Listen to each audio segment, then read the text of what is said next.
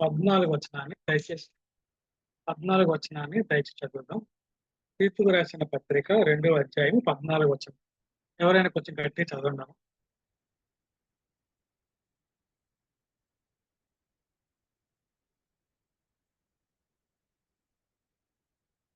పౌలు తీతుకు రాసిన పత్రిక 2వ అధ్యాయము 14 వచనం.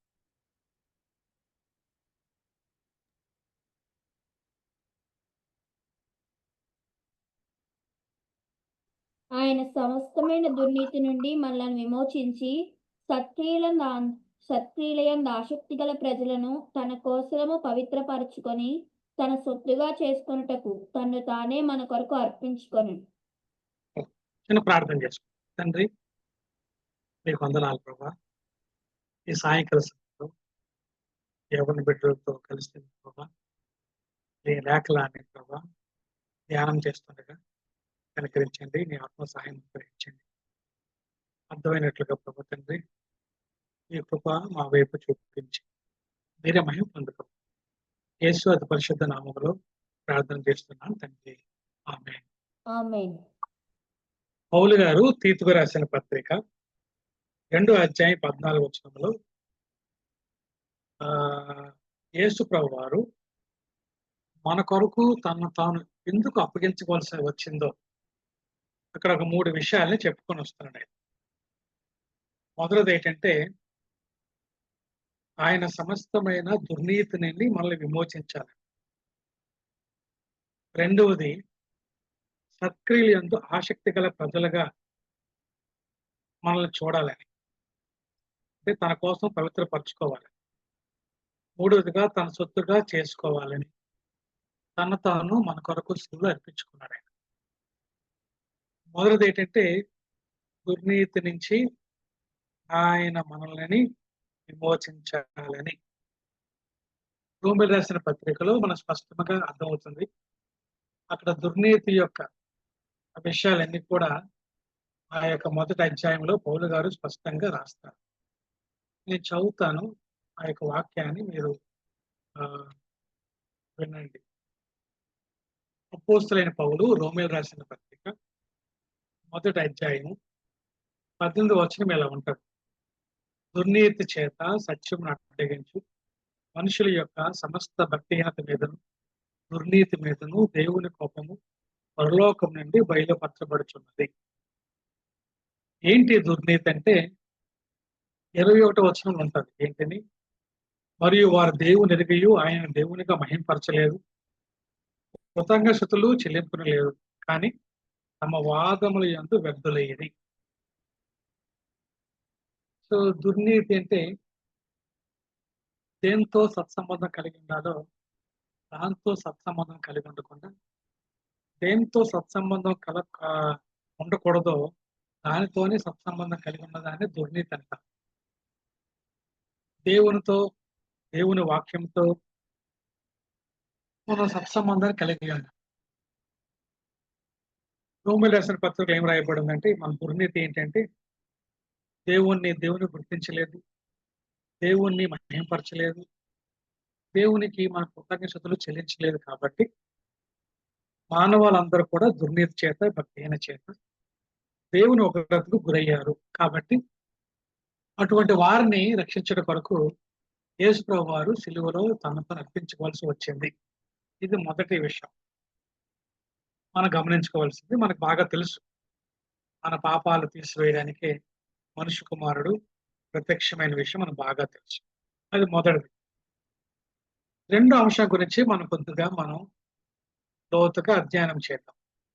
రెండవది ఏంటంటే సత్క్రియలందు ఆసక్తి గల ప్రజలుగా తన కోసం పవిత్రపరచుకోవాలని అని రాయబడింది. సత్క్రియలందు ఆసక్తి గలవారు అంటే ఏంటో మనకు అర్థం కాకపోతే, లోకము వేటినైతే సత్క్రియ అని పరిగణించిందో, లోకము వేటినైతే సత్క్రియ అని తన గమనంలో తీసుకుంటుందో అదే సత్క్రియ అనుకొని మనం మోసపోయే పరిస్థితుల్లో మనం ఉంటాం. అసలు ఆ సత్క్రియ అంటే మనకు తెలీదా? ఈ లోకం ఏమనుకోండి సత్క్రియ అంటే, ఒక యవనస్తుడు దేవుని దగ్గరికి వెళ్ళి యేసు ప్రభు దగ్గరికి వెళ్ళి నిత్యజీవం పొందడానికి నేనేం చేయాలి అన్నప్పుడు ఆయన ధర్మశాస్త్ర ఆజ్ఞలన్నీ నువ్వు పాటించు అన్నాడు. ఆయన ధర్మశాస్త్ర ఆజ్ఞలన్నీ ఆయన పాటించానని చెప్పి ఆయన చెప్పుకుంటూ వచ్చాడు. అయితే నీకు ఒకటి కొదువుగా ఉందని ఆయన చెప్పాడు. ఆ కొదువేంటో ఆయనకి ఎక్స్‌ప్లెయిన్ చేసుకుంటూ వచ్చాడు. ఈ యావదాస్తి నమ్మి యేసు ప్రభువుని ఫాలో అవ్వమని చెప్పాడు ఆయన. ఆ మాటకి ఆయన మొహం చిన్నపుచ్చుకొని ఆయన అక్కడి నుంచి వెళ్ళిపోయాడు. సత్క్రియ అంటే ఏంటో మనకు అర్థం కావాలి. సో సత్క్రియ మీద ఆసక్తి లేదా? ఈరోజు క్రైస్తవేతరులకి సత్క్రియ యందు చాలా ఆసక్తి ఉంది. ఉదాహరణకి ఈరోజు అనాథ ఆశ్రమాలు చూస్తున్నాం. వృద్ధాశ్రమాలు చూస్తున్నాం. ఈరోజు అన్నదాన కార్యక్రమాలు చూస్తున్నాం. దాన ధర్మ కార్యక్రమాలు చూస్తున్నాం. పేదవాళ్ళని ఆదుకునే కార్యక్రమాలు చూస్తున్నాం. వీటిని సత్క్రియలు అందుమా? ఇటువంటి ఆశ కలిగి ఉండాలని యేసు ప్రభువారు సిలువలో తనతో అర్పించుకున్నాడా? అంటే లోకానికి లేదా ఆశ? ఈరోజు క్రైస్తవేతరులకి లేదంటే క్రైస్తవులు కాకమునిపై మనకి ఆశ లేదా? చాలా మందిలో ఈ ఆశ ఉంది. మరి ఎందుకు మనం సత్క్రియలందు ఆసక్తి గలవారముగా ఉండడానికి యేసు ప్రభువారు తనను తాను అర్పించుకోవాల్సిన అవసరం ఏంటి? అసలు సత్క్రియ అంటే ఏంటో మనకు అర్థం కానప్పుడు, ఈ సత్క్రియ మన వల్ల కాదు అని మనకు అర్థమవుతున్నప్పుడు, ఈ సత్క్రియను మన ఆశ కలవారుగా ఉండాలని యేసు ప్రభువారు ఎలా తనతో అర్పించుకున్న విషయం మనకు అర్థమైతే తప్ప, లోకం అనుకుంటున్న సత్క్రియ, దేవుడు అనుకుంటున్న సత్క్రియ మధ్య ఆ వ్యత్యాసాన్ని మనం గమనించలేం. ఈరోజు మీరేమనుకుంటారో నాకు తెలియదు. సంఘం ఏమనుకుంటుందో నాకు తెలియదు సత్క్రియల గురించి. సత్క్రియలు అంటే దాన ధర్మాలు చేయడమా? సత్క్రియలు అంటే విధవరాల్ని, పేదవారిని ఆదుకోవడమా? సత్క్రియ అంటే అసలు ఏంటి? సంఘం లేదా క్రైస్తవులు దీన్ని ఎలా అర్థం చేసుకున్నారు? క్రైస్తవేతరులు దీన్ని ఎలా అర్థం చేసుకున్నారో మనం జాగ్రత్తగా గమనించాలి. అసలు సత్క్రియ అంటే ఏంటో, సత్క్రియ గురించి దేవుడు ఎలా మనుషులకు వార్నింగ్ ఇచ్చాడో ఆ రూట్ పేరు వెళ్దాం. ఆ యొక్క ఆ ఎక్కడైతే ఆ సత్క్రియ అనే పదం ఆ వేరు ఉందో ఆ వేరు దగ్గరికి వెళ్దాం. ఆదికాండం 4వ అధ్యాయంలో మొట్టమొదటిసారిగా సత్క్రియ అనే పదాన్ని దేవుడు ఆయన వాడుకుంటూ వచ్చాడు. రైట్, ఆ పదాన్ని ఎక్కడ వాడుతూ వచ్చాడు. ఎవరైనా సరే ఆదికాండము 4వ అధ్యాయము 5వ వచనం నుంచి చదువుతారా? 5, 6, 7 చదువుతారా? అతని అర్పణను ఆయన లేదు. కాబట్టి కయీనుకు మిక్కిలి కోపం వచ్చి అతడు తన ముఖం చిన్నబుచ్చుకొనగా, యెహోవా కయీనుతో, నీకు కోపమేలా? ముఖము చిన్నబుచ్చుకున్నావేమి? నీవు సత్క్రియ చేసిన ఎడల తలనెత్తుకొనవా? సత్క్రియ చేయని ఎడల నీ వాకిట పాపం పొంచియుండును. నీ ఎడల దానికి వాంఛ కలుగును. నీవు దానిని ఏలుదు అనెను. సత్క్రియల ఆసక్తి కయ్యేనికి లేదు. ప్రభు చెప్తున్నాడు ఏంటంటే, కయ్యేనికి కాదు, లోకంలో ఉన్న ఏ మనిషి కూడా సత్క్రియల ఆసక్తి కొంచెం కూడా పుట్టదు, కొంచెం కూడా కలగదు. ఎందుకంటే సత్క్రియకి లోకం ఇచ్చిన నిర్వచనం వేరు, సత్క్రియకి దేవుడిచ్చిన నిర్వచనం వేరు. ఈ సత్క్రియ ఏంటో మనకు అర్థం కాదు. ఎందుకంటే సత్క్రియతో ఆసక్తి కలవారం అయ్యామా, అయితే పాపం అనేది మన జోలికి రాదు. ఎప్పుడైతే పాపం మన జోలికి రాదో మనం దేవుని కొరకు పవిత్రపరచబడతాం. ఈ సత్క్రియ లేని కారణమే పాపము మనకి ఎలా కొంచెం ఉండి పాపాన్ని మనం ఏలుబడి చేస్తాం. కాబట్టి దేవుడు చెప్తున్న సత్క్రియ ఏంటో మనకు అర్థం కానంత వరకు కూడా ప్రపంచం అనుకుంటున్న సత్క్రియ ఏంటి, దేవుడు అనుకుంటున్న సత్క్రియ ఏంటి, ఈ రెండింటికి మధ్యన వ్యత్యాసం మనకు తెలియకపోతే ఇలాంటి సత్క్రియలందు మన ఆసక్తి గలవారు ఉండడానికి యేసు ప్రభువారి రక్తం ఎందుకు అవసరం వచ్చింది, యేసు ప్రభువారి యొక్క అర్పణ ఎందుకు అవసరం వచ్చింది అనేది మనకు అర్థం. కాబట్టి సో కయ్యేను గురించి నా విషయాల గురించి దేవుడు చెప్తున్నప్పుడు, కయ్యేను నువ్వు సత్క్రియ చేసిన ఎడల రైట్. తలెత్తుకొనవా, సత్క్రియ చేయనియర్ల వాకిట పాపం పొంచుండును, నీ ఎడల దానికి వాంఛ కలుగును, నువ్వు దాన్ని ఏలుదువనెను. కాబట్టి ఏ సత్క్రియ గురించి దేవుడు మాట్లాడు అనే విషయం మనకు అర్థం అవ్వాలి. కాబట్టి ఇది అర్థం అవ్వాలంటే లేఖనాల్లో మరొక దగ్గర ఈ వచనం అనేది నూతన నిబంధనలో అది నిర్వచించబడింది. అది అర్థమైతే తప్ప ఈ సత్క్రియ అంటే ఏంటో, ఏ సత్క్రియ కయ్యను చేయలేకపోయాడో, ఏ సత్క్రియని మానవ జాతంతా చేయలేకపోయిందో, అందువల్ల యేసుప్రభు మాత్రం భూమి మీదకొచ్చి ఈ సత్క్రియందు మళ్ళీ ఆసక్తి గలవారిగా చేసుకోవడానికి, మనల్ని పవిత్రపరచుకోవడానికి కారణం ఏంటో మనకు అర్థమవుతుంది. కాబట్టి లోకం ఇచ్చే నిర్వచనంతో మనం సంతృప్తి పడినట్లయితే ఈ సత్క్రియ ఏంటో మనకేం అర్థం కాదు. ఈ సత్క్రియ ఆసక్తి గలవారిగా మనం చేయడానికి దేవుడు ఎందుకు భూమి మీదకి రావాల్సి వచ్చింది అనే విషయం కూడా మనకు అర్థం కాదు.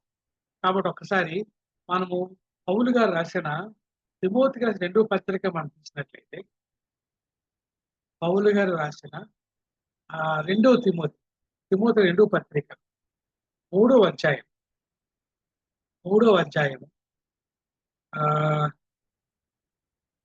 16 వచనం ఎవరైనా గట్టి చదువుతారా? దైవజనుడు సన్నద్ధుడై ప్రతి సత్కార్యమునకు పూర్ణముగా సిద్ధపడి యుండునట్లు దైవావేశం వలన కలిగిన ప్రతి లేఖనము ఉపదేశించుటకును, ఖండించుటకును, తప్పుదిద్దుటకును, నీతి అందు శిక్ష చేయుటకును ప్రయోజనకరమై ఉన్నది. ఓకే. సో చాలమ్మా. ఈ రోజు లోకంలో ఉపదేశం ఉందా? ఉపదేశం ఉంది.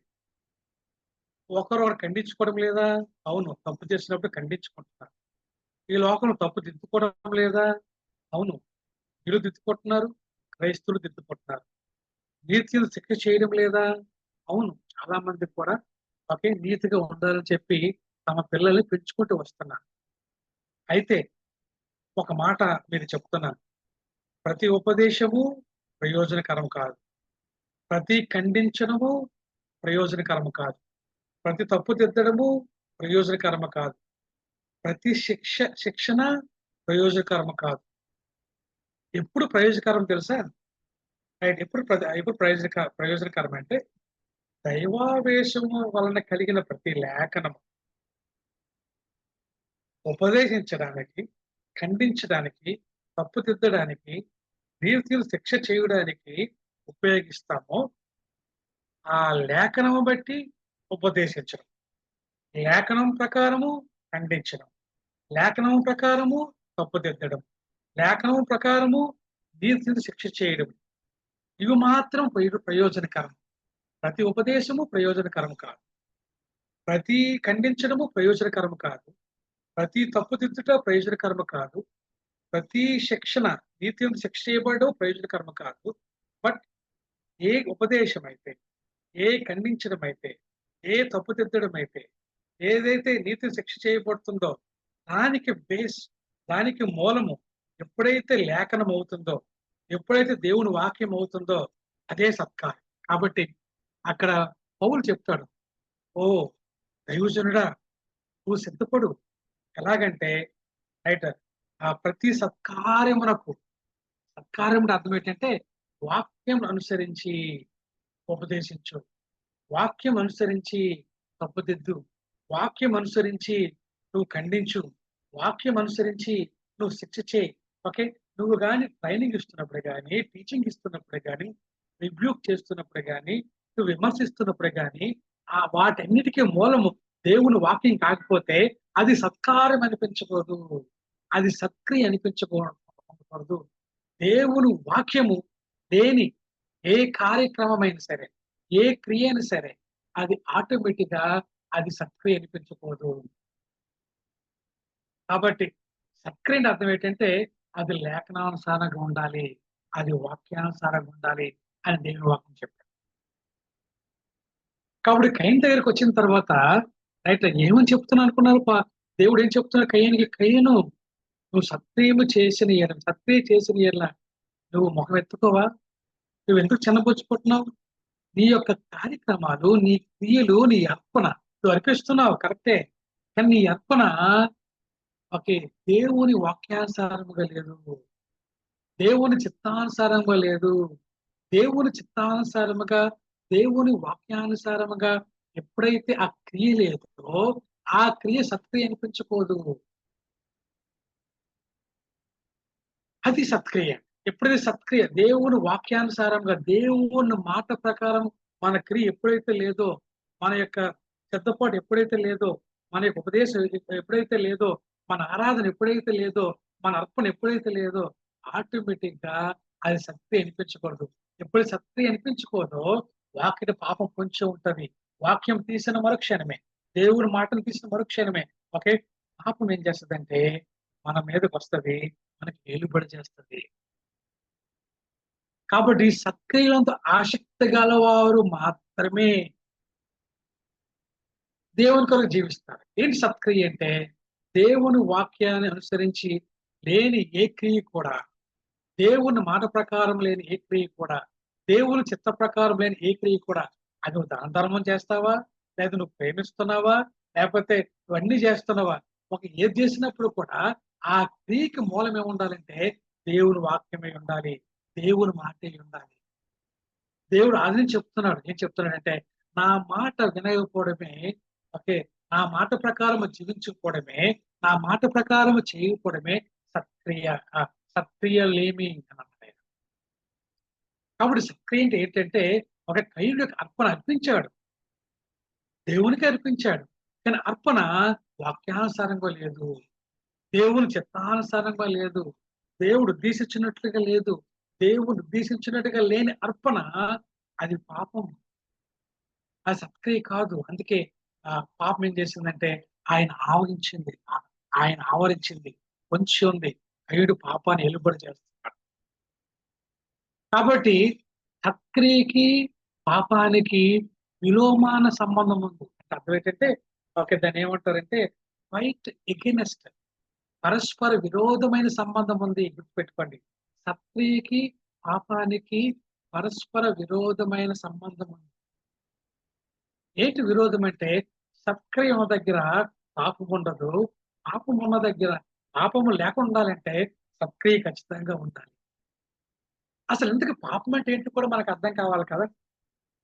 సో, పాపం అంటే ఏంటో మనకు అర్థం కానప్పుడు, సత్క్రియ ఏంటో మనకు అర్థం కానప్పుడు, ఈ సత్క్రియ ఆసక్తిగా మనం చేసేటప్పుడు పాపం ఎలా మన నుంచి దూరం పోతుందో ఈ విషయాలు అర్థం కాకుండా రైట్ మన యేసు ప్రభు గొప్పతనాన్ని, ఆయన అర్పణని మనం సరిగ్గా అర్థం చేసుకోలేము. కాబట్టి పాపం అంటే ఏంటో నేను మీకు చూపిస్తాను. పాపం అంటే ఏంటో మనకు స్పష్టంగా అర్థం కావాలి. రండి ఓకే. మనం రోమీయులు రాసిన పత్రిక 14 అధ్యాయంలోకి వద్దాం. రోమీయులు రాసిన పత్రిక 14 అధ్యాయంలోకి మనం వద్దాం. రైట్. రండి 14 అధ్యాయము 23 వచనం చదువుతారా ఎవరైనా? అనుమానించువాడు ఆ చివరి లైన్ ఉంటది. విశ్వాస మూలం కానిది ఏదో అది పాపం. ఆ విశ్వాస మూలము కానిదేదో అదే పాపం. ఏంటి విశ్వాసం? ఏంటి పాపం? విశ్వాసం లేని దగ్గర పాపం ఎలా వస్తది? విశ్వాసం లేని దగ్గర సత్క్రియ ఉండదు. సత్క్రియ లేని దగ్గర పాపం పొంచి ఉంటది. ఎలాగా? ఈ విషయాలు మనకు అర్థం కావాలంటే మరలా జెనసిస్‌లోకి వెళ్ళాలి. ఆదిలోకి వెళ్ళాలి. కదా! రండి మనం ఆదికాండం 3 అధ్యాయాలకు వెళ్దాం.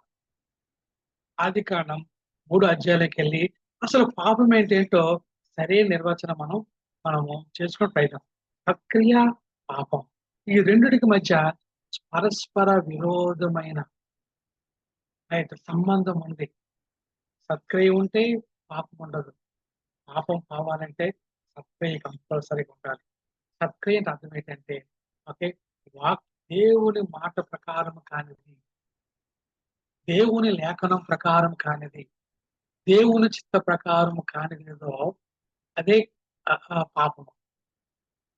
ఓకే. దేవుని చిత్త ప్రకారం అయ్యేదేదో సత్క్రియ. దేవుని చిత్త ప్రకారం కానిదేదో అది దుష్క్రియ. రైట్. అసలు ఏంటి ఈ పాపం ఏంటో మనం ఆలోచన చేద్దాం. రైట్. చూడండి విశ్వాసము కానిదేదో పాపం అని దేవుని వాక్యం ఎలా చెప్తుందంటే చూడండి 4వ వచనం చూద్దాం.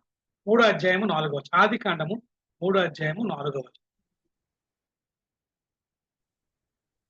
అందుకు సర్పము, మీరు చావనే చావరు, ఏలయనగా మీరు వాటిని తినుదినమున మీ కన్నులు తెరవబడిననియు మీరు మంచి చెడ్డలను ఎరిగిన వారై దేవ దేవతల వలె యుందురనియు దేవునికి తెలియనని స్త్రీతో చెప్పగా, స్త్రీ ఆ చాలు చాలు చాలు. ఓకే. ఇప్పుడు అది ఎవరి మాట చూడండి. ఆ నాలుగు వచనంలో రైట్ 4, 5 వచనంలో ఎవరి మాట అది? అది సాతాను యొక్క మాట. చూడండి దేవుని మాట చదువుతాను నేను.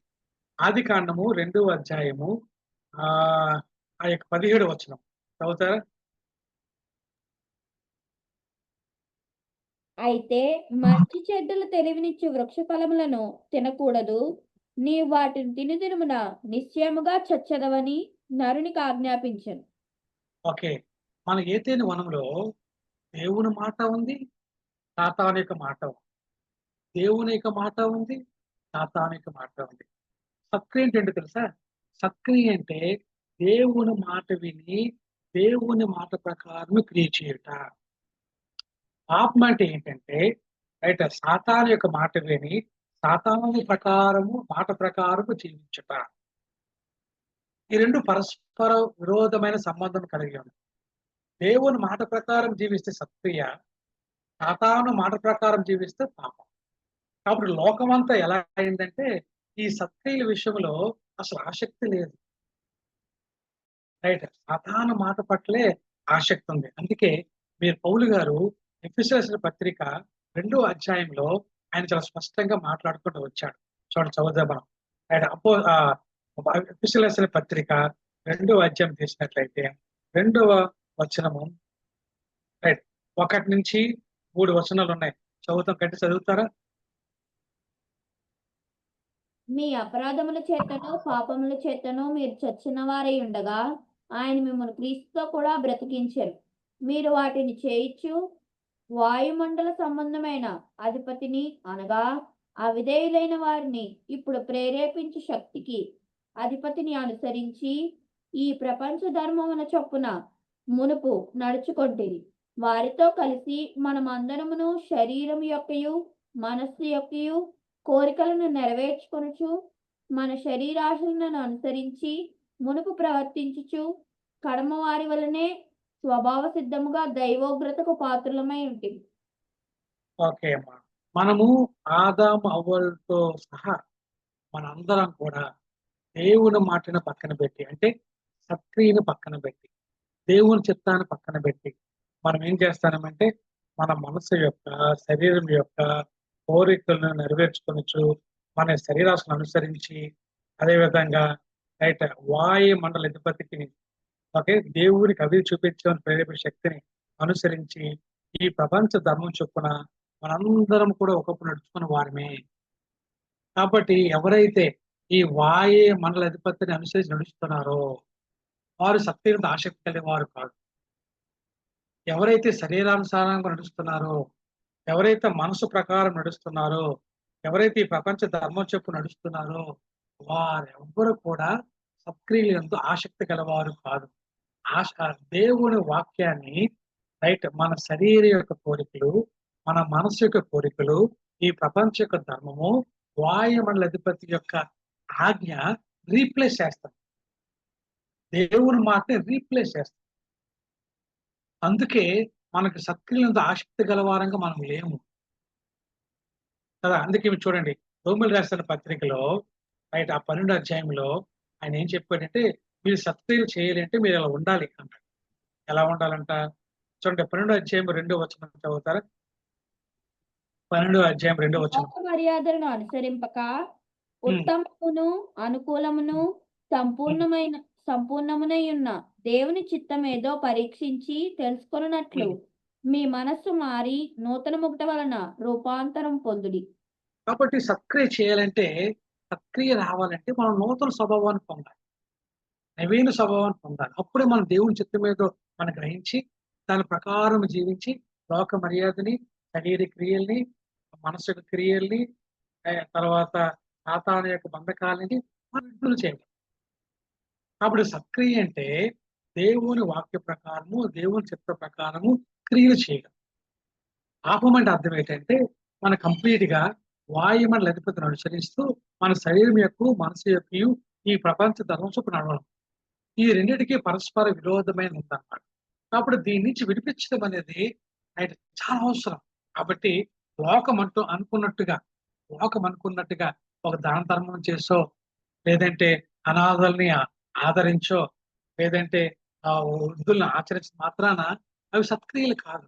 సత్క్రియల అర్థం ఏంటంటే వాక్యానుసారంగా జీవించడం, వాక్యానుసారంగా క్రియ చేయడం, దేవుని చిత్తాన్ని ఎరగడం, దేవుని చిత్త ప్రకారం నడవడమే అది సత్క్రియ. ఈ సత్క్రియంత ఆసక్తి అనేది ఈ తరం మనుషుల్లోకి వరకు కూడా స్వభావ సిద్ధం కలగదు.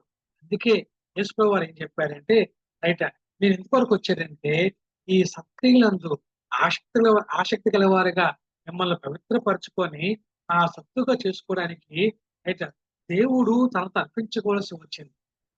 దేవుని కుమారుడు తనతో అర్పించుకోవాల్సి వచ్చింది. ఇది చాలా కీలకమైన మాట. ఇది మనకు అర్థం కావాలి. కాబట్టి దాన ధర్మం సత్క్రియ కాదు, లేదంటే మంచి పనులు సత్క్రియ కాదు, లేదంటే ఒక లేని వారిని ఆదుకోవడం సత్క్రియ కాదు. ఒకవేళ ఆ క్రియను దేవుడు వాక్యానుసారంగా ఉన్నప్పుడే ఆ సత్క్రియ అవుతాయి.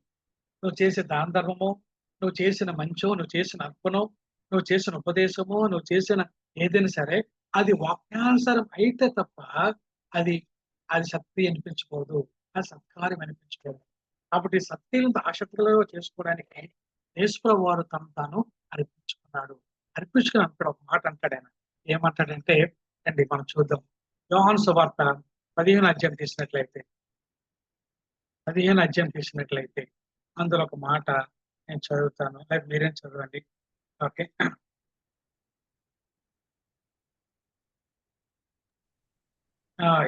15 అధ్యాయము 8వ చదువుతారా ఎవరైనా గట్టిగా? మీరు బహుగా ఫలించుట వలన నా తండ్రి మహిమపరచబడును, ఇందువలన మీరు నా శిష్యులగుదురు. సో ఆయన అంటున్నాడు, మీరు బహుగా ఫలించాలి. ఏ విషయంలోనా? దేవుని వాక్యాన్ని అనుసరించి కయ్యిండు చేసినట్లుగా కాదు, లేదంటే ఆదాము అవ్వలో చేసినట్టుగా కాదు, లేదంటే ఈ లోకాన్ని అనుసరిస్తున్న వారు చేసినట్టుగా కాదు. రైట్, మీరు బహుగా ఫలించాలి. వాక్యానుసారంగా మీరు ఫలించాలంటే రైట్ ఫస్ట్ మీరు ఏం చేయాలంటే చూడండి, నేను చదువుతాను, నేను ఒక మాట చదువుతాను. అదే 15 అధ్యాయంలోన 4వ వచనం అనమాట. చదువుతారా? 4వ వచనం, 15 అధ్యాయం 4వ వచనం. నా యందు నిలిచియుండుడి, మీ యందు నేను నిలిచియుందును. తీగె ద్రాక్షావల్లిలో నిలిచి ఉంటేనే గాని తనంతట తానే ఎలాగ ఫలింపదో, అలాగే నా యందు నిలిచి ఉంటేనే గాని మీరును ఫలింపరు. రైట్ అమ్మా. సత్క్రియలందు మనం ఫలించాలంటే యేసుక్రీస్తుతో మనం ఏం చేయాలి? అంటుకట్టబడాలి. అప్పుడే ఈ సత్క్రియల ఆసక్తి మనకు కలుగుతుంది. అంటే సత్క్రియలు ఏం పెట్టుకోవాలి? వాక్యానుసారంగా నడవాలని ఆశపడుతుంది, దేవుని చిత్త ప్రకారం నడవాలని ఆశపడుతుంది, దేవుని చిత్తం ఎరగాలని ఆశపడుతుంది, దేవుని చిత్త ప్రకారం జీవించాలని ఆశపడుతుంది. ఈ ఆశ మనలో పుట్టించడం కొరకు దాని కాస్ట్ ఏంటో తెలుసండి? దాని దాని వెల ఏంటో తెలుసా? ఒక పరిశుద్ధుని యొక్క రక్తం, ఒక దేవుని యొక్క అర్పణ. అంత ఆషామాషి కాదు. దేవుని చిత్త ప్రకారం నడవాలన్న ఆశ మనలో కలిగించడానికి అది ఎంత పెద్ద వెల తెలుసండి? ఎంత పెద్ద కాస్ట్ తెలుసా? దేవుని యొక్క రైట్ ఆయన రక్తం, దేవుని యొక్క ఆయన 3.5 సంవత్సరాల అర్పణ, ఆయన జీవితకాలం మనుషు రూపంలో మనతో పాటు ఉండాలని ఆయన నిర్ణయం అదంత ఆషామాషి కాదు. కాబట్టి ఆయన అంటాడు, ఎందుకు వచ్చానంటే ఇదిగో నేను ఆ నేను నేను ద్రాక్షవల్లిని, నేను నిజమైన ద్రాక్షవల్లిని. మీరు నాలో అంటుకట్టు పడితే, నాలో వచ్చినట్లయితే దేవుని వాక్యం విని దాని ప్రకారం మీరు జీవించిన ఆశ వీళ్ళు కలుగుతుంది. లేదంటే లోకము చూసినట్లుగానే సత్క్రియ మీరు చూస్తారు. అందుకని ఏం చెప్పాడంటే, సో వాక్యం వద్ద మీరు ఫలించాలి అని చెప్పాడు. వాక్యానుసారంగా మీరు ఫలించాలి. వాక్యమే మీ జీవితానికి ఆధారం అవ్వాలి. వాక్యమే మీ క్రియలకు ఆధారం అవ్వాలి. మీరు ఉపదేశించిన, బుద్ధి చెప్పిన, ఏం చేసినప్పుడు కూడా దాని వెనకాతల మూలము, ఫౌండేషన్ అవ్వాలంటే వాక్యమే అవ్వాలని. కదా! అందుకే దీని గురించి ఏం చెప్తారంటే, ఎవరు ఫలిస్తారు? వాక్యంలో ఎవరు బహుగా సత్యం ఫలిస్తారని చెప్పడానికి యేసుప్రభువు వారు అనేక ఉపమానాలు చెప్పారు. అందులో ఒక ఉపమానం మీ ముందు నేను పెడతాను. పెట్టిన తర్వాత కొంచెం వెనక్కి వెళ్తాను. అంటే వెళ్ళిన తర్వాత కొన్ని విషయాలు చెప్పి నేను ముగిస్తాను. జాగ్రత్తగా దేవుని యొక్క మాటల్ని మీరు గమనించండి. రండి మనం మార్కు సువార్తలోకి వెళ్దాం. 4వ అధ్యాయంలోకి వెళ్దాం. మార్కు సువార్త 4వ అధ్యాయము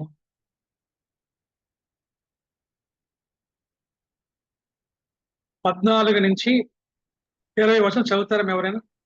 14, 20 వచనాలు. విత్తువాడు వాక్యము విత్తుచున్నాడు.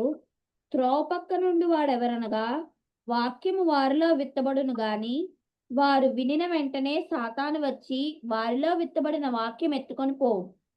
అటువలనే రాతి నేలను విత్తబడిన వారెవరనగా వాక్యము విని సంతోషముగా అంగీకరించువారు.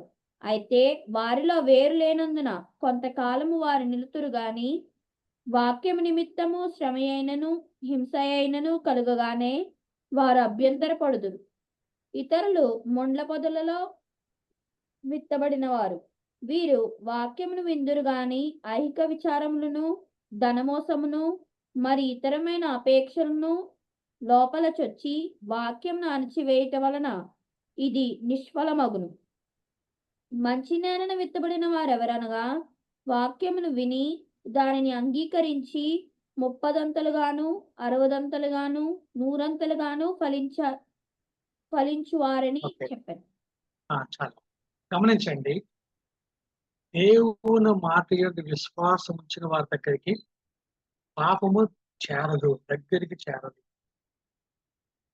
పాపం అంటే ఏంటంటే సాతాను అనుసరించడం పాపం. సాతాను మాట విధేయత చూపించడం, శరీరానికి లోకానికి మనం లోబడడం పాపం. ఈ పాపం దూరం అవ్వాలంటే దేవుని మాట మీద మన సంపూర్ణ విశ్వాసం ఉంచి దాని ప్రకారం జీవించాలి. అందుకే దేవుడు ఒక వాక్యాన్ని విత్తుతున్నాడు. మీరు గమనించారా? వాక్యం ఎలా వ్యక్తపడుతుందో గమనించారా? ఎంత విలువగా వ్యక్తపడుతుందో గమనించారా? ఎంతమంది చెప్తున్నారో గమనించారా? ఇప్పుడు నేను చెప్పబడిన వాక్యం ఎన్నిసార్లు మీరు వినుంటారు? బైబిల్ చదవబడిన లేఖ ఎన్నిసార్లు మీరు వినుంటారు? ఎందుకు దేవుడు దీన్ని విరువుగా విరువుగా విరువుగా పదే పదే పదే పదే ఎందుకు విత్తున్నాడు తెలుసా? మీరు వాక్యం విని వాక్యాన్ని విశ్వసించి దాని ప్రకారం జీవిస్తే మీరు సత్క్రియలందు సఫలవుతారు. ఎప్పుడైతే సఫలమయ్యారో ఓకే, ఆ ఫలము చాలా గొప్పది, చాలా గొప్పది. అందుకొరకు మీకు వాక్యం వ్యక్తపడుతుంది. ఆ వాక్యాన్ని దేవుడు ఇస్తున్నప్పుడు కలిగిన ఆటంకాలను చెప్తున్నాడు ఆయన.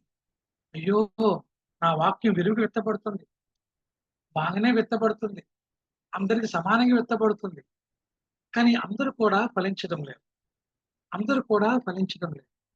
ఎందుకు ఫలించడం లేదో, సత్క్రియలందు ఆసక్తి కలవారి ఉండి సత్క్రియలు ఎందుకు చేయలేకపోతున్నారో, ఎందుకు దేవుని విశ్వాసం వచ్చి వాక్య ప్రకారం నడవలేకపోతున్నారో ఆయన వివరించుకుంటూ వస్తున్నారు. ఎందుకు మీరు ఫలించలేకపోతున్నారు అని చెప్పి. మొదటిది ఏంటంటే ఓకే, మొదటిది ఏంటంటే చూడండి, ఆ 14 వచనం ఉంటుంది అనమాట. విత్తువాడు వాక్యం ఇచ్చున్నాడు. త్రోవ పక్క నుండి వారు ఎవరనగా వాక్యం వారు విత్తబడిన గాని వారు విని వెంటనే సాతాను వచ్చి వారు విత్తబడిన వాక్యము ఎత్తుకొని పోను. రైట్. ఎందుకు విత్తుకొని పోతున్నాడు? రైట్. ఆ విత్తుకొని పోవడానికి కారణం ఏంటి? మన జాగ్రత్తగా మనం గమనించాలి. ఎందుకంటే దేవుని వాక్యం అనేది ఎలాగుందంటే ఆయనకి ఒక రోడ్ లాగా ఉంది, ఒక త్రోవ లాగా ఉంది. అర్థం ఏంటంటే ఆయన హృదయం అనేది ఒక త్రోవలా ఉంది.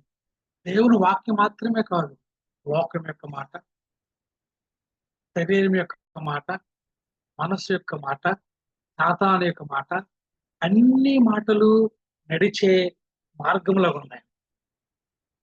కాబట్టి అన్ని మాటలు వింటున్నాడు ఆయన.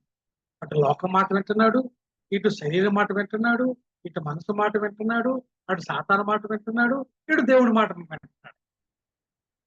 దేవుడి మాట విని ఏంటంటే దాన్ని సరిగ్గా గ్రహించలేకపోతున్నాడు. మిగతా మాటల కన్నా దేవుని యొక్క మాట యొక్క ఇంపార్టెన్స్, విలువేంటి వారికి అర్థం కావాలి. అర్థం కాకుండా ఏం చేస్తున్నాడు ఆయన, అంటే మిగతా మాటలు లేక ఈ మాటను కూడా ఆయన అలా ఉంచేస్తున్నాడు. ఆయన ఆ గ్రహింపు లేకుండా ఉన్నాడు ఆయన. ఈ మాటకి విలువేంటో తెలియకుండా ఉన్నాడు. అందువల్ల ఏమైందంటే రైట్ పక్షులొచ్చి సాతానుడొచ్చి ఏం చేస్తున్నాడంటే, అతను గ్రహించలేని కారణంగా అతను ఇంకో దగ్గర రాయబడి ఉంది. మత్తయి సువార్తలో అనుకుంటా. ఓకే. ఆ త్రోవ పక్కన విత్తనాలు ఆయన గ్రహించలేని కారణంగా, ఆ వాక్యాన్ని గ్రహించలేని కారణం ఈ సాతానుడొచ్చి ఏం చేస్తాడంటే దాన్ని ఎత్తుకెళ్ళిపోతుంటాడు. ఎందుకు ఎత్తుకెళ్ళిపోతున్నాడంటే మనం అజాగ్రత్తగా ఉన్నాం. ఉదాహరణకు ఒక మాట చదువుతాను చూడండి. ఈ మాట మీకు అర్థం అవ్వడానికి వరకు నేను ఒక మాట చెబుతాను. కొరింథీయులకు రాసిన పత్రిక మనం తీసినట్లయితే మొదటి పత్రిక, మొదటి పత్రిక మనం తీసినట్లయితే 2వ అధ్యాయం 9వ వచనం చదువుతా ఎవరైనా గట్టిగా 9వ వచనాన్ని. ఇందును గూర్చి దేవుడు తన్ను ప్రేమించు వారి కొరకు ఏవి సిద్ధపరిచెనో అవి కంటికి కనబడలేదు, చెవికి వినబడలేదు, మనుష్య హృదయమునకు గోచరం కాలేదు అని వ్రాయబడి ఉన్నది. రాయబడి ఉన్నది. గమనించండి. ఈ త్రోవ పక్కన వ్యక్తి దేవుని వాక్యానికి అంత ఇంపార్టెన్స్ ఇవ్వడం లేదు. ఎంత ఈజీగా ఉన్నాడంటే పక్షులొచ్చి ఎత్తుకెళ్ళిపోవడానికి చాలా ఆస్కారం ఉంది. సాతానుడొచ్చి ఎత్తుకెళ్ళిపోవడానికి చాలా ఆస్కారం ఉంది. ఎందుకంటే దాన్ని విలువైనదిగా ఆయన పెట్టుకోవడం లేదు. ఈ చెవుతో వింటున్నాడు. ఈ చెవితో ఆయన ఏం చేస్తాడు విడిచిపెట్టేస్తున్నాడు.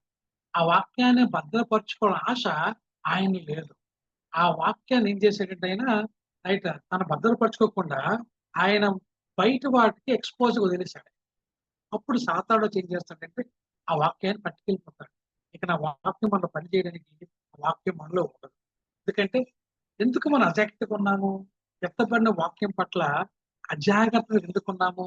నిర్లక్ష్యంగా ఎందుకున్నామంటే ఆ వాక్యం యొక్క ఇంపార్టెన్స్ ఏంటో మనకు తెలియదు. దేవుని వాక్యం చెప్తుంది. ఏమంటే దేవుడు తన ప్రేమించిన వారి వరకు ఏమి సిద్ధపరిచెనో అవి కంటికి కనబడలేదు, చెవికి వినబడలేదు, మనుష్య హృదయంలో గోచరం కాలేదు. అందుకే మనం ఏం చేస్తామంటే విలువైన దేవుని వాక్యాన్ని నిర్లక్ష్యం చేస్తాం. దేవుడు ఏ రోజుకి ఆ రోజు వాక్యం ఇస్తున్నప్పుడు కూడా ఇది మనకు వినడం అలవాటైపోయింది. బాగుందిలే అని చెప్పేసి ఆ వాక్యాన్ని భద్రపరచుకోకుండా తన పక్కన పెట్టడం అలవాటైపోయింది.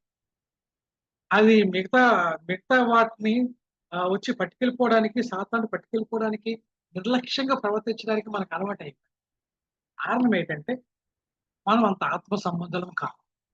ఆత్మ సంబంధులం అయితే ఖచ్చితంగా మనకు ఆ విషయాలు మనకు అర్థం అవ్వాలి. జనరల్‌గా ఎవరికైతే అర్థం కాదంటే చూడండి ఒక మాట ఉంటది. ఆ మాట చదువుతా నేను.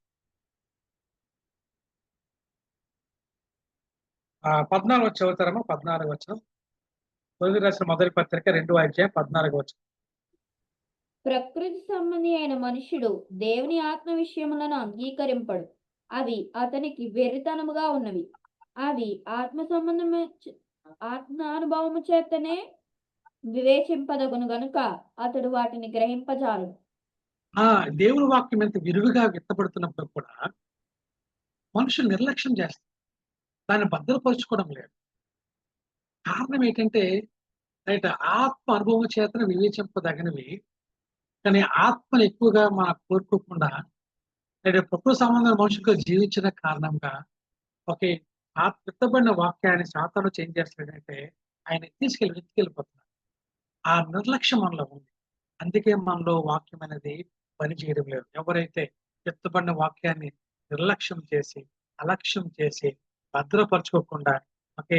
ఒక మెకానికల్‌గా, యాంత్రికంగా విని విడిచిపెడతారో, ఆ విడిచిపెట్టిన వాక్యం అనేది సాతానుడికి అందుబాటులో ఉంది కాబట్టి, అది మీలో ఫలించకుండా దాన్ని ఎత్తుకెళ్ళిపోతుంటారు. కాబట్టి ఎక్కడుంటది మన సత్య ఆసక్తి ఎక్కడుంటది? వాక్యం ఉంటే కదా వాక్యానుసారం నడవాలని ఆశ పుడతది. వాక్యం లేనప్పుడు ఏం ఆశ పుడతది మనలోన? కాబట్టి సాతానుడు ఏం చేస్తాడంటే, ఏ వాక్యానుసారం మనం నడవాలో, ఆ వాక్యం విత్తబడుతున్నప్పుడు, మన నిర్లక్ష్యాన్ని బట్టి, మన అలక్ష్యం బట్టి, మన భద్రత చేసుకోలేని కారణంగా సాతానుడు వచ్చి ఏం చేశాడంటే, ఆ వాక్యాన్ని మనకు అందుబాటులో లేకుండా ఆయన ఎత్తుకెళ్ళిపోతాడు. అందుకు మనకి సత్యం మీద ఆసక్తి లేకుండా మనం ఉండిపోతున్నాము. అందుకే వాక్యానుసారంగా జీవించలేకపోతున్నాము. అది మొదటిది. రెండోది చూద్దాంలెండి. రెండోది చూద్దాం. రెండోది ఏముందంటే రైట్. ఆ యొక్క 16 వచనం ఉంటది. అటువలే రాత నేలను విత్తబడిన వారు ఎవరనగా వాక్యం విని సంతోషంగా అంగీకరించేవారు. అయితే వారిలో వేరు లేనందున కొంతకాలం వారు నిలుతురు గాని వాక్యం నిమిత్తము శ్రమైనను హింసైనను కలగగానే వారు అభ్యంతరపడుదురు. వీరికి సువార్త యొక్క ఫౌండేషన్ విలువ లేదు. సువార్త యొక్క పునాది విలువ లేదు. రైట్, వేర్లనేవి సువార్త వేర్లనేవి లోపల తనలేదు. ఎలా తనలేదంటే, వీరు దేవుని దగ్గరికి ఎందుకు వచ్చారంటే, వీరు ఒక అద్భుతం చూసి వచ్చారు దేవుని దగ్గరికి. వారి జీవితంలో జరిగిన ఒక గొప్ప కార్యాన్ని బట్టి వాళ్ళు వచ్చారు. లేదంటే వీళ్ళ యొక్క తల్లిదండ్రులు బట్టి వీళ్ళు వచ్చారు క్రైస్తవులను. లేదంటే ఏదో ఒక సంఘంలో ఈ ఆచారం బాగుంది, ఈ ట్రెడిషన్ బాగుందని చూసి వచ్చిన వారు వీళ్ళందరూ. వీరు దేవుణ్ణి అభిమానిస్తుంటారు. వీళ్ళందరూ దేవుడి యొక్క ఫేవరెట్స్ వీళ్ళందరూ. దేవుడి నుంచి ఆశిస్తుంటారు. దేవుడు అంటే అభిమానం వీళ్ళకి. అభిమానం ఉంటుంది వీళ్ళందరికీ కూడా. కానీ సువార్త యొక్క మూలం అనేది వాళ్ళ లోపలికి లేదు. ఏంటి లోపల లేదంటే, అయ్యో నేను పాపిని, నా పాపాల నుంచి దేవుడు నన్ను విమోచించడానికి ఆయన వచ్చాడు. కాబట్టి అత్యంత విలువైనది ఏంటంటే, నన్ను విమోచించి తన కుమారుని యొక్క రాజ్య వారసుడిగా చేస్తున్నాడు అనే విషయం అనే వేరు వాళ్ళు ఉండదు. వారు ఎంతసేపు ఏంటంటే, ఒక శ్రమలో దేవుడు నన్ను కాపాడతాడు, బాధల్లో నాకు దేవుడు నన్ను కాపాడతాడు, బాధల్లో దేవుడు నాకు నెమ్మదిస్తాడు. ఓకే, నాకు కష్టం వస్తే ప్రార్థన చేస్తే దేవుడు నా ప్రార్థన వింటాడు. ఓకే, నేను ప్రార్థన చేస్తే దేవుడు నాకు ఆ మంచి మార్కులు ఇప్పిస్తాడు. ఆధారపడి రోజు చర్చికి వెళ్ళిపోతే దేవుడు నన్ను దీవిస్తాడు, వర్ణిస్తాడు అని చెప్పి ఒక వేరు లేని క్రైస్తవ జీవితంలో బ్రతుకుతుంటారు వాళ్ళు. ఇలాంటి వారికి ఎప్పుడు ప్రాబ్లం అంటే, ఒక శ్రమ వచ్చినప్పుడు, ఒక బాధ వచ్చినప్పుడు, వీళ్ళు ప్రార్థన చేస్తున్నప్పుడు, ఆ ప్రార్థనకి సరైన సమాధానం ఆలస్యం అవుతున్నప్పుడు, లేదా బాధ వస్తున్నప్పుడు, వీళ్ళు వేరు లేని కారణం ఏం చేస్తారంటే, వీళ్ళు బ్లాక్ సైడ్ అయిపోతారు. అయ్యో, ఈ దేవుడిని నమ్మాను, నాకు ఈ కష్టం వచ్చింది, ఈ నష్టం వచ్చింది, నాకు ఈ దేవుడు ఉంటే నాకెందుకు ఈ మాట వినడు, ఎందుకు నన్ను ఇలా వదిలేస్తాడని చెప్పి రైట్ అటువంటి పద్ధతికి వారు నిజమైన సువార్త అనేది వేరు, అపోస్తల బోధ అని వేరు లేని కారణంగా వీరు ఒక ప్రాస్పర్టీలో, లేదంటే ఆ ప్రాస్పర్టీ గాస్పుల్ అనొచ్చు, లేదంటే ఏదో ఒక దేవుడి నుంచి ఒక మంచిని, ఒక ఒక ఒక ఒక వరాన్ని ఆశించి వీరు దేవుని దగ్గరికి వచ్చారు కాబట్టి, నిజమైన పాప క్షమాపణ కొరకు, నిజమైన రాజ్యపు వారసు ఉండడం కొరకు వాళ్ళ ఆ అర్థం అనేది, అండర్స్టాండింగ్ అనేది లేని కారణంగా ఒక బాధ వచ్చినా, శ్రమ వచ్చినా ఏమవుతుందంటే వారు త్వరగా బ్యాక్ స్లైడ్ అయ్యే ప్రమాదం ఉంది. కాబట్టి ఇలాంటి వ్యక్తులకి ఒక వేరైన వాక్యం అనే ఆ యొక్క అపోస్తల బోధ, వాక్యం అనే వేరైన సరైన సువార్త అనేది ఆ లోపల లేని కారణంగా అయితే వారు ఏమవుతారంటే త్వరగా ఎండిపోతారు. త్వరగా వారు దేవుని వాక్యం తప్పిపోయి పాపం తేలిబొల్లోకి వెళ్ళిపోతుంటారు. అది రెండవది. రైట్. సో మూడవది నేను చెప్తాను చూడండి. మూడవది ఏంటంటే 18వ వచనం, ఇతరులు మండల పొదలలో విత్తబడిన వారు వీరు వాక్యం విందురు గాని ఐకిక విచారములను, ధనమోసమును, మరి ఇతరమైన అపేక్షలను లోపల చొచ్చి వాక్యం అణచివేయటం వలన అది నిష్ఫలమగును అన్నారు. సో వీరికి ఇంపార్టెంట్ ఏంటంటే దేవుని వాక్యం వింటున్నారు. కానీ వీరికి ఎక్కువ సమస్య ఏంటంటే, సమస్య ఏంటంటే వీళ్ళకి ఐకిక విచారాలు, ధనమోసము, మరి ఇతరమైన అపేక్షలు వీళ్ళ లోపలికి ఉన్నాయి. దాని వల్ల ఏమవుతుందంటే నిష్ఫలం అవుతుంది. ఉదాహరణకి చూడండి, ఒకసారి దేవుని వాక్యం చూద్దాం. లోకాసు వార్త 21వ అధ్యాయం తీసినట్లయితే, లోకాసు వార్త 21వ అధ్యాయాన్ని మనం తీసినట్లయితే 21వ అధ్యాయం 34వ వచనం చదువుతారా ఎవరైనా? 34వ వచనం. మీ హృదయములు ఒకవేళ తిండి వలనను, మత్తు వలనను, ఐహిక విచారముల వలనను మందముగా ఉన్నందున ఆ దినము అకస్మాత్తుగా మీ మీదకి ఉరి వచ్చినట్లు రాకుండా మీ విషయమై మీరు జాగ్రత్తగా ఉండుడి. ఓకే, దేవుడు వాక్యం ఎందుకు ఫలించలేదో, దేవుడు వాక్యం ప్రకారంగా జీవించాలంటే వాక్యం అవసరం. మరి ఆ వాక్యాన్ని మనం ఎందుకు అడ్మిట్ చేయలేకపోతున్నాం, మనం ఎందుకు తీసుకోలేకపోతున్నాం? ఓకే, వాక్యం లేకపోతే ఆ వాక్యాన్ని ఎలా జీవిస్తాం? మనం జీవించలేం.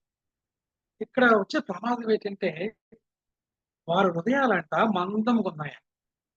వారి హృదయాలు ఎలాగున్నాయి? మందంగా ఉన్నాయా? మందంగా ఉన్నాయి. ఓకే, ఆ మందం అవడం వలన దేని బట్టి మందం అయ్యాయంట వాళ్ళ హృదయాలంట? ఓకే, తిండి వలన, మత్తు వలన, ఐకిక విచారాల వలన వాళ్ళ హృదయం ఎలా ఉందంటే మందంగా ఉంటుంది. ఉదాహరణకి మనుషులకు ఇంజెక్షన్ ఇచ్చినప్పుడు మీరు చూసుంటారు. ఒక గేదెకో, ఒక జంతువుకో ఇంజెక్షన్ ఇచ్చినప్పుడు మీరు చూస్తుంటారు. మనుషులకి ఇచ్చినప్పుడు ఇంజెక్షన్ ఎక్కడిస్తారు మనకి? చిన్న సూది ఉంటది. చిన్న ఇంజెక్షన్ ఉంటది. చాలా జాగ్రత్తగా చేతి మీద, లేకపోతే మక్క మీదో చాలా జాగ్రత్తగా నెమ్మదిగా ఇస్తారు. ఎందుకు ఇస్తారు తెలుసా? ఓకే. ఈ ఈ మనుషుల యొక్క చర్మం ఎలా ఉంటదంటే, ఈ ఇంజెక్షన్ లోపలికి వెళ్ళిపోవడానికి అనుకూలంగా ఉంటది ఆ చర్మం. కాబట్టి ఎక్కువ ప్రెషర్ ఎక్కర్లేదు. ఎక్కువగా ప్రెషర్ పెట్టి చేయక్కర్లేదు. జస్ట్ మనం ఏంటంటే, ఇలా సూదిని లోపల గుచ్చి, మందుని ఇంజెక్షన్ చేస్తే ఆటోమేటిక్ లోపలికెళ్ళిపోయి, ఆ మందు దాంట్లో పనిచేస్తది. ఆ మందు దాంట్లో పనిచేస్తది. అదే ఇంజెక్షన్ మనుషులకి ఇంజెక్షన్ తీసుకొచ్చి ఒక గేదెకేసారనుకోండి, ఒక దున్నపోతుకేసారనుకోండి, రైట్ ఈ ఇంజెక్షన్ దానికి పనిచేస్తదా? దానికి పని చేయదు. ఎందుకంటే, ఈ మందు లోపలికెళ్ళాలంటే రైట్ ఈ దాని శరీరము, దాని చర్మము మందంగున్న కారణంగా గుచ్చుతుంటే ఏమవుతదంటే, ఈ సూది విరిగిపోతుంటది. ఇంజెక్షన్ విరిగిపోతుంటది. కారణం ఏంటంటే, అది మందంగా ఉంటది. కాబట్టి ఈ సూది ఎప్పుడు దాన్ని గుచ్చుతది, ఎప్పుడు ఆ మందు లోపలికెళ్తది, వెళ్ళిన మందు ఎప్పుడు పనిచేస్తది? తర్వాత దీనికి మోతాదు చాలా ఎక్కువ ఇవ్వాలి మోతాదు. మనుషులకి ఇచ్చినట్లుగా ఇస్తే కుదరదు. దీనికి ఎక్కువ మోతాదులో ఇవ్వాలి. అందుకే మీకు వెటర్నరీ డాక్టర్స్ ఉంటారు కదా! వారు ఈ ఆవులకి, వీటికి ఇంజెక్షన్ ఇచ్చినప్పుడు ఇంత పెద్ద సూదులుంటాయి. వాళ్ళు మనలాగా గుచ్చరు. ఇలాగని ఇలా పొడుస్తారు. ఎందుకంటే ఒకే చర్మం మందంగా ఉన్నప్పుడు ఈ సూది గుచ్చడం ఒక ఎత్తు, ఆ మందు యొక్క డోస్ ఒక ఎత్తు, అది లోపల పనిచేస్తే ఒక ఎత్తు. ఈరోజు దేవుని వాక్యము మనుషుల్లో ఎందుకు పనిచేయడం లేదంటే, దేవుని వాక్యం స్పష్టంగా చెప్తుంది. అయ్యా! మీ హృదయాలు మందమైపోయాయి కదా! నేను అప్పుడప్పుడు చెప్తుంటాను. దున్నపోతు మీద వర్షం కురిసినటువంటి పదాన్ని నేను ఎక్కువ ఉపయోగిస్తుంటాను. మనం గాని వర్షంలో నిలబడితే, వడగాల్లో పడుతుంటే మన శరీరానికి, మన చర్మానికి నొప్పొస్తది మనకి. నొప్పొచ్చి మనం ఒక గొడుగు కిందకో లేకపోతే ఇంట్లోకి వెళ్ళి ప్రయత్నం చేస్తాం. అదే వర్షం గాని ఒక దున్నపోత మీద పడితే దానికి ఏం అవ్వదు. అలాగే దేవుని వాక్యము మందముగున్న హృదయాల మీద ఎంత కుమ్మరించినా సరే అది లోపలికెళ్ళదు. వాక్యమే లోపలికి ఎళ్ళినప్పుడు వాక్యానుసారంగా ఏం జీవిస్తారు? వాక్యానుసారంగా ఏమి జీవిస్తారు? వాక్యం ఏం కావాలి ఏం చెప్తారు? అసలు వాక్యం లోపలికెళ్తే కదా! ఈరోజు కాకపోతే రేపైనా సరే మనం వాక్యాల ప్రకారం జీవిస్తాం. సక్రియంగా మనం చేయగలుగుతాం. వాక్యానుసారంగా ఏ పనైనా చేయగలుగుతాం. కాబట్టి రైట్ అక్కడ మార్కు సువార్త ఏం రాయబడిందంటే, అయ్యో! మీ హృదయాలు మందంగా ఉన్నాయి. ఐకిక విచారాల చేత ఏమి తిందుమో, ఏమి తాగుదుమో ధనాపేక్ష ఇదాగని. కాబట్టి దేవుడి వాక్యం వీళ్ళు విత్తుతున్నారు. రోజు వింటున్నారు. ప్రతి ఆదివారం వింటున్నారు. ప్రతి శుక్రవారం వింటున్నారు. ప్రతి శనివారం వింటున్నారు. బైబిల్ స్టడీ జరుగుతుంది. కానీ వాక్యానుసారమైన లేదంటే సత్క్రియలు వీళ్ళు కనపడటం లేదు. ఆశ వీళ్ళు కనపడదు. కారణం ఏంటంటే ఈ యొక్క హృదయము మందంగా ఉంది. నేను వాక్యం విత్తుతుంటే ఆ వాక్యం లోపలికి వెళ్ళడం లేదు. లోపల గుచ్చుకోవడం లేదు. గుచ్చుకొని వెళ్ళలేకపోతుంది. అందుకే మీరు నిష్ఫలులవుతున్నారు అని వారితో చెప్పుకోవచ్చు. రైట్ తర్వాత మార్కు సువార్తలో ఆ యొక్క 4 అధ్యాయంలో ఆయన చివరికి ఏమంటాడంటే, ఇదిగో మంచి నేలలో చూడండి ఆ యొక్క 20, 20 వచనం. మంచి నేలను విత్తబడిన వారెవరనగా వాక్యం విని దాన్ని అంగీకరించి ముప్పదంతులుగాను, 60 100 ఫలించారని చెప్పాడు. ఇందులో కూడా రైట్ మంచి నేలలో కూడా మీకు చూడండి. అందరూ ఈక్వల్‌గా ఫలించడం లేదు. ఎందుకు ఫలించడం లేదు? అయ్యా! నువ్వు వాక్యం విన్నప్పుడు నీ వాక్యము పక్కల పడే హృదయం కాదు. నువ్వు భద్రపరుచుకున్న హృదయమే నీది. నువ్వు గ్రహించుకున్న హృదయమే.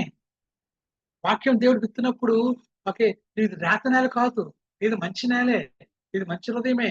నువ్వు చక్కగా వేరు లోపలికెళ్ళాయి. చాలా బాగా వెళ్ళాయి. కాబట్టి శ్రమొచ్చినా, బాధొచ్చినా నువ్వు తప్పవు. నీలో అపోస్తల బాధ పడింది. నీ హృదయం మందమేమి లేదు. దేవుడు వెక్కుతుంటే సునాయాసంగా హృదయంలోకి వెళ్ళిపోతుంది. అయితే కొంతమంది దేవుని వాక్యము 100% విని లోపల ఉన్నది దాని ప్రకారము జీవిస్తున్న వారు నూరంతలు ఫలిస్తున్నారు. వాక్యం ఉంది. కానీ దాని ప్రకారము ఒక 60 మాత్రమే చేస్తున్నారు. కాబట్టి వారు 60 ఫలిస్తున్నారు. కొంతమందికి వాక్యం ఉంది, కానీ క్రియ చేసేసరికి ఏమవుతుందంటే వారు కేవలము ఓకే ఎంతవరకు అంటే పొద్దుతులుగా ఫలిస్తారు. సో మొదటి ముగ్గురికి ఏంటంటే వాక్యం వినడమే సమస్య. ఇంకెక్కడ వాక్యాన్ని నడుస్తారు వాళ్ళు. నాలుగో వాడికి వచ్చింది ఏంటంటే వాక్యం లోపలికి వెళ్ళిపోయింది. కానీ ఆ వాక్యానుసారం కొంతమందికి 30% జీవిస్తున్నారు. 30% వాక్యానుసారం జీవిస్తున్నారు. వాళ్ళకి 100% వాక్యం తెలిస్తే 30% జీవిస్తున్నారు. కొంతమంది 60% జీవిస్తున్నారు. కొంతమంది 100% జీవిస్తున్నారు. దేవుడు అంటాడు, మీరు బహుగా ఫలించడం అనేది ఆ తండ్రికి మహిమ తీసుకొస్తుంది. మహిమ తీసుకొస్తుంది. కాబట్టి గుర్తుపెట్టుకోండి. ఓకే. సత్క్రియ అంటే ఏంటో తెలుసా? దేవుని మాట యందు విశ్వాసం ఉంచి, దేవుని మాట ప్రకారము జీవించడం, దేవుని మాట ప్రకారము చేసే క్రియని సత్క్రియ అంటారు. పాపం ఏంటో తెలుసా? దేవుడి మాటని కాదని ఓకే సాతాను యొక్క మాట ప్రకారము, శరీరం యొక్క మాట ప్రకారము, తర్వాత ఆ యొక్క మనసు యొక్క మాట ప్రకారము, ప్రపంచ ధర్మం యొక్క మాట ప్రకారము జీవిస్తే అది పాపం. సత్క్రియ ఎప్పుడైతే మనం కోల్పోయామో, చేయలేకపోతున్నామో, ఓకే శరీరం యొక్క మాట, మనిషి యొక్క మాట మనం వింటూ మనం జీవిస్తున్నామో, ఓకే మనల్ని సత్క్రియలందు ఆసక్తి గలవారుగా చేయడానికి యేసు ప్రభువు తను తాను మన కొరకు అర్పించుకున్నాడు. మన కొరకు అర్పించుకున్నాడు. అర్పించుకున్నప్పుడు ఇప్పుడు మీరు ఫలిస్తారు. మీరు ఫలించడానికి కారణం నేనే అని చెప్పి ఆ లోకాసు వార్త 15వ అధ్యాయంలో కొన్ని మాటల్ని ఆయన చెప్పుకొని వచ్చాడు. ఆ మాటలు చదివి నేను ముగిస్తాను. ఆ మాటలు చదివి నేను ముగిస్తాను. చూడండి 15వ అధ్యాయం. నేను నిజమైన ద్రాక్షవల్లిని. నా తండ్రి వ్యవసాయకుడు. నాలో ఫలించిన ప్రతి తీగను ఆయన తీసి పారవేయను. ఫలించు ప్రతి తీగ మరెక్కువ ఫలింపవలెని దానిలోని పనికిరాని తీగలను తీసివేయను. నేను మీరు చెప్పిన మాటను బట్టి మీరిప్పుడు పవిత్రులై ఉన్నారు. నా యందు నిలిచి ఉండుడి. మీ యందు నేను నిలిచిందును. తీగ ద్రాక్షవల్లిలో నిలిచుంటేనే గాని తనంతట తాను బాగా ఫలింపదు. అలాగే నా యందు నిలిచి ఉంటే గాని మీరును ఫలింపరు. ద్రాక్షవల్లి నేను, తీగలు మీరు. ఎవడు నా యందు నిలిచిండునో, నేను ఎవని యందు నిలిచి ఉందునో వాడు బాగా ఫలించును. నాకు వేరుగా ఉండి మీరేమియో చేయలేరు. ఎవడైనను నా యందు నిలిచిండిన యెడల వాడు తీగ వలె బయట పారవేయబడి క్షమించండమ్మా. ఎవడైనను నా యందు నిలిచి ఉండని యెడల వాడు తీగ వలె బయట పారవేయబడి ఎండిపోవును. మనుషులు అట్టి వాటిని పోగివేసి అగ్నిలో పారవేతురు. అవి కాలిపోవును. నా యందు మీరును మీ యందు నా మాటలు నిలిచిండిన యెడల మీకేది ఇష్టమడుగుడి అది మీకు అనుగ్రహించబడును. మీరు బహుగా ఫలించడం వలన నా తండ్రి మహిమపరచబడును. అందువలనే మీరు నా శిష్యులగుదురు. ఇది దేవుని యొక్క వాక్యం. యేసు ప్రభు భూమి మీదకి ఎందుకు వచ్చాడంటే మనం బహుగా ఫలించాలి. ఏ విషయంలో అంటే సత్క్రియలందు ఆసక్తి కలవారివ్వండి. సత్క్రియలు చేయట్లో మనం బహుగా ఫలించాలని. ఏంటి సత్క్రియ అంటే దేవుడి మాటని విని, దేవుడి మాట ప్రకారము జీవిస్తూ, దేవుని మాట ప్రకారం కార్యాలు చేస్తూ, దేవుని కొరకు జీవించడమే సత్క్రియ. అంతవరకు యేసు మన భూమి మీదకి వచ్చి అంటాడు, మీరు నాకు వేరుగా ఉండి మీరు ఫలించలేరు. నేనుంటే తప్ప మీ సత్క్రియకు ఆసక్తి కలవారు కాదు. నాతో ఉంటే తప్ప సత్క్రియలు మీకు కనిపించవు. కాబట్టి మిమ్మల్ని నేను సత్క్రియను ఆశీర్వాదం చేయడం కొరకు నన్ను నేను అర్పించుకున్నానని చెప్పి యేసు భూమి మీదకి వచ్చాను. కాబట్టి వింటున్న యవనస్తురాలా మీకు అర్థమవుతుందా? సత్క్రియ అంటే దేవుని మాట ప్రకారం జీవించడం. దేవుని మాట ప్రకారం క్రియలు చేయడం. లోకం చెప్పినట్లుగా ఏదో రెండు మంచి కార్యాలు చేసి సత్క్రియలు కాదంట. ముప్పదంతులకైనా ఫలించాలి, లేదా 60 ఫలించాలి, 100 ఫలించాలి. ఫలించాలంటే వాక్యం నిల్చోవాలి. నిల్చోవాలంటే మన మనస్సు మారి రూపాంతరం చెందాలి. అలా రూపాంతరం చెందించడం కొరకు యేసు ప్రభు మన కొరకు వచ్చి తన ప్రాణం పెట్టి మనము సత్క్రియలకు ఆసక్తి వారిగా ఆయన మనల్ని పవిత్రపరచుకున్నాం. యేసుక్రీస్తు ఎవరైతే విశ్వాసంతో ఉన్నారో, యేసుక్రీస్తు ఎవరైతే ఉన్నారో, యేసుక్రీస్తు ఎవరైతే అంటకట్టబడ్డవారో వారు మాత్రమే వాక్యం పట్ల ఆసక్తి కలుగుతుంది. వారికి మాత్రమే వాక్య ప్రకారం జీవించిన ఆశ కలుగుతుంది. అలాంటి ఆశ కలగడానికి కారణము ఓకే ఆ ద్రాక్షవల్లిలో మనం అంట కట్టడం. ద్రాక్షవల్లికి మనం అంటు కట్టడం. అంటుకడితే తప్ప ఈ ఆసక్తి మనలో కాదు. అటువంటి గొప్ప దేవుడు మనల్ని పాత్రగా చేశాడు కాబట్టి మనం దేవునికి ఎంతో రుణస్థలమని ఓకే దేవుని వాక్యాన్ని నిర్లక్ష్యం చేయకుండా దేవుని వాక్యాన్ని కొద్దిగా మనం వినేసి మర్చిపోయినట్లు కాకుండా ఐకిక విచారాలతో దేవుని వాక్యాన్ని అణిచివేసుకోకుండా దేవుని వాక్యం విని దాన్ని భద్రపరుచుకొని దాని ప్రకారం జీవించి మనం ఎదగడానికి యేసుప్రభువు చాలా అవసరం. నీకు నువ్వు ఎదగలేవు, నాకు నేను ఎదగలేను. ఏ వ్యక్తి కూడా ఎదగలేడు. యేసుప్రభువు లేకుండా ఈ సత్క్రియలు ఏ వ్యక్తి కూడా ఎదగలేడు. అందుకే యేసుని గట్టిగా పట్టుకోండి, ఆయనలో మీరు అడ్డు కట్టబడండి. ఓకే, దేవుని వాక్యం పట్ల మీకు ఆసక్తి కలుగుతుంది, దేవుని వాక్యం అంటే ఆశ కలుగుతుంది, దేవుని వాక్యంలో జీవించాలన్న ఆశ బ్రహ్మాండంగా మీలో పుడుతుంది. అలా పుట్టడానికి ఒకే ఒక ఆధారం, ఒకే ఒక సోర్స్, సిలువలో తను అర్పించుకున్న యేసుక్రీస్తు తప్ప ఎక్కడ కూడా మనకి అటువంటి కృప దేవుడు ఓకే స్వతంత్ర ఆసక్తి కలిగి ఆయన కొరకు ఫలించే కృపని దేవుడు మాకు అందరికీ అనుగ్రహించిన కాక. ఈ కొద్ది మాటలు దేవుడు తన వేడుకలు మన కొరకు దీవించిన కాక.